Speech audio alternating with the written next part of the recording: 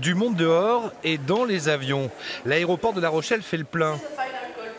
Octobre, fin de saison estivale, 7 mois après la mise en place d'un vol quotidien pour Paris-Orly, il était temps de dresser un premier bilan. Quand on est convaincu et qu'on arrive à convaincre une compagnie, on n'est que réjoui que la ligne après fonctionne, puisque c'est un risque pris par la compagnie aérienne. Et on constate que la mobilité aérienne a considérablement changé dans nos sociétés et qu'aujourd'hui l'avion est utilisé comme le train, comme la route. Le client prend le moyen le plus pratique, le moins cher pour arriver à destination.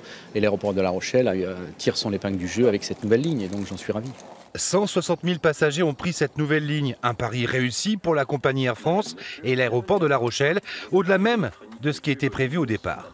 Habitant à proximité de La Rochelle, on a envie de partir de chez soi. On a envie de poser sa voiture. Un quart d'heure après, on est dans l'avion qui est juste devant l'aérogare. Donc c'est des conditions opérationnelles qui répondent à une demande de proximité. Et encore une fois, nous desservons une trentaine d'aéroports en France. Nous savons bien que cette demande, elle se fait au profit d'un territoire qui a besoin d'une desserte sans avoir besoin de faire 2 heures de route pour se rendre dans un autre aéroport.